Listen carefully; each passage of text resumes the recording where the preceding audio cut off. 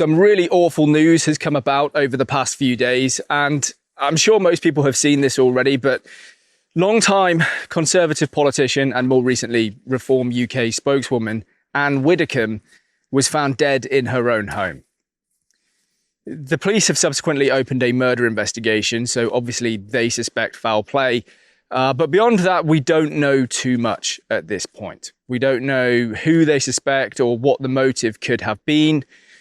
But look, before I get into the main thrust of this video, I just want to say to Anne's family, to Anne's friends, and to anyone who ever met her, because there may well be people watching this video who have met Anne Widdecombe in the past. I'm not one of them. My deepest condolences. This situation is really, really awful, and truly, I am sorry for your loss. Now, whilst we might not know all of the details of this case, we do know what the current public understanding of it is. And the current public understanding is that an elderly woman in her late 70s was likely murdered in her own home. So what do you think has been the reaction of the modern left to this news? Well, they've been jumping for joy, of course.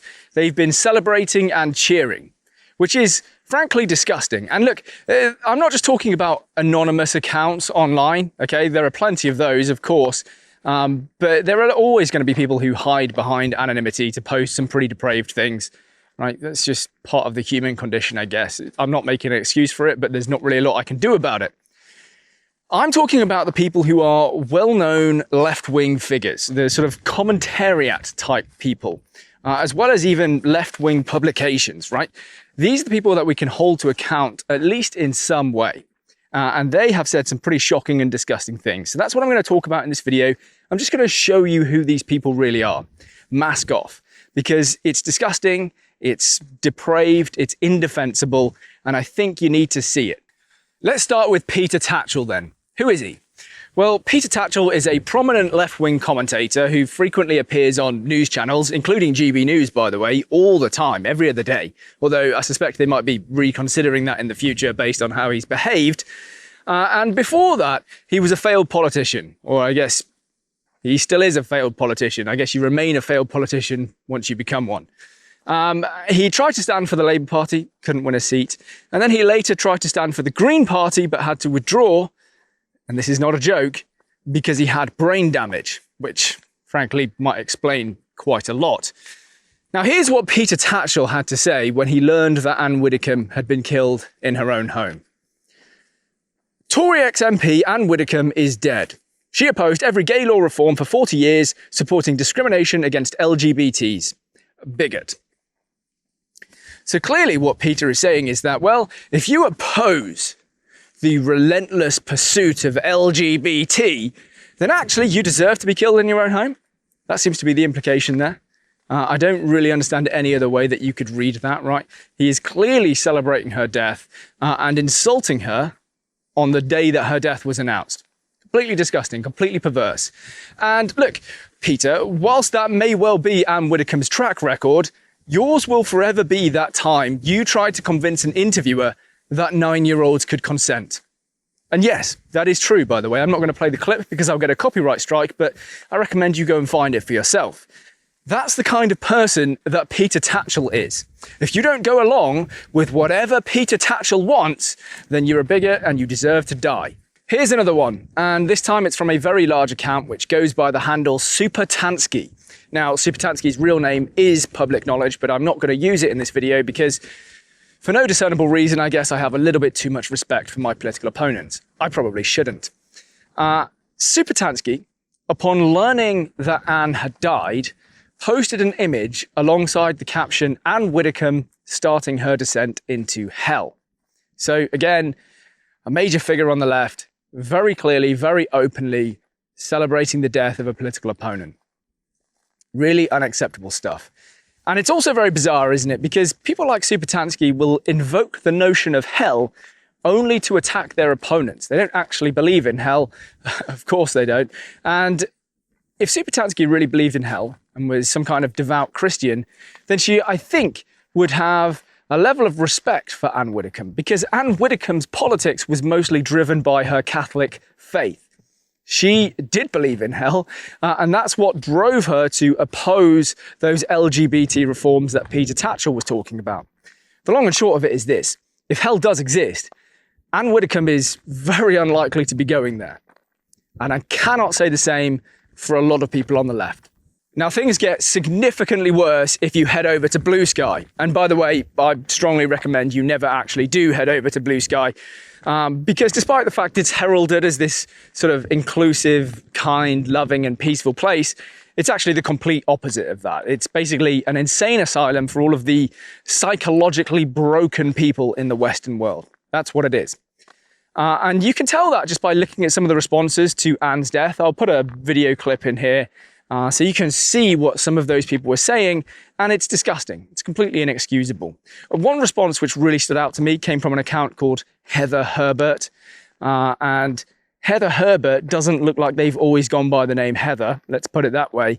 And this account posted that they hope Anne was handcuffed to the bed and that it was an agonizing experience at the end of her life. Completely disgusting, right? That's not someone who you can have a civil disagreement with. That's someone who is fundamentally evil or psychologically broken. And perhaps both. And that's the point I'm trying to get at in this video. Whilst not everybody on the left is, evil in this way, this kind of evil, this kind of celebration and glorification of political violence is almost exclusively found in the left wing of politics these days. And when you approach someone or when you meet someone like that, I think you have to stop thinking of them as someone who even wants to have a rational discussion with you, or someone that's misguided, or someone who just has a few of the wrong ideas, but they could be an all right person other than that. You have to approach them now, realistically, as someone who is either evil or psychologically broken. That's it. And that's very unfortunate. And that means we've got a very, very deep problem in our society, because those aren't the kinds of problems that can be willed away with a few sort of Charlie Kirk style debates. That's not going to happen, I'm afraid. And Charlie Kirk himself, unfortunately, learned that lesson. There are some people who do not want to have a conversation with you. They simply have violent fantasies about your demise. And if their violent fantasies are realized, they will celebrate. And in fact, some of them will go out of their way to try and achieve that.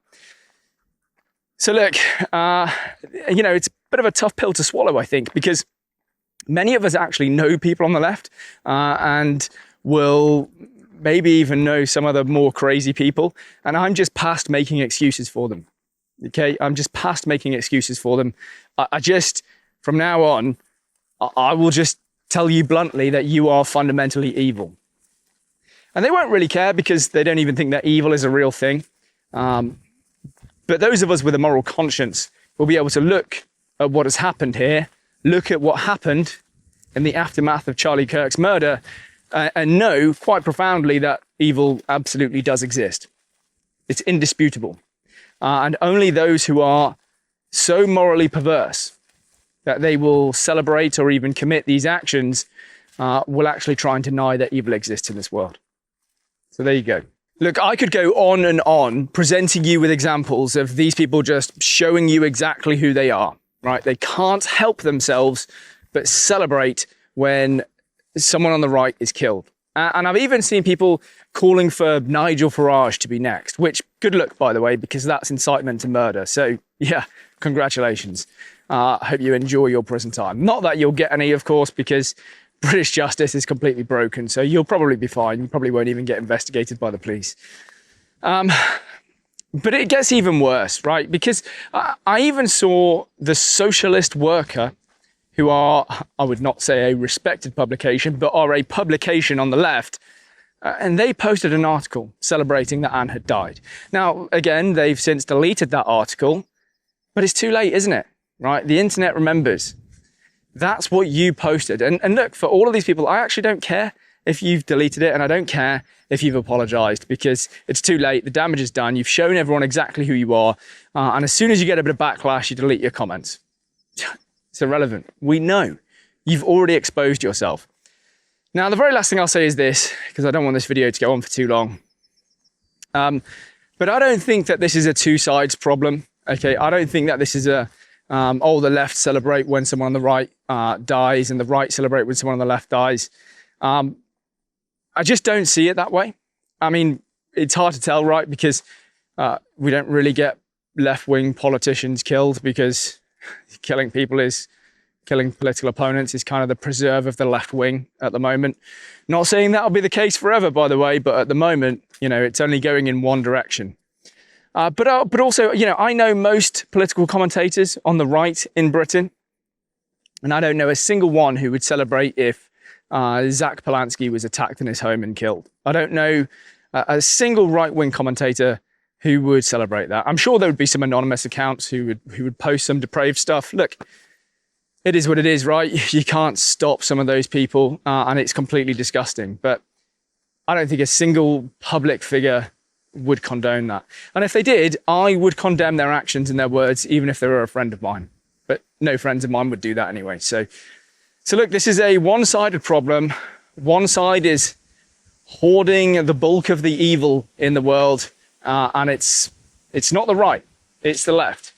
You might want to convince yourselves that you're the good guys and that you just have to do all of these completely morally perverse and evil things to achieve your overall greater good and your utopia, but you're not. You're just fundamentally evil. And I guess I wanted to make a video venting, just telling these people that they're evil, because that's how I feel about it.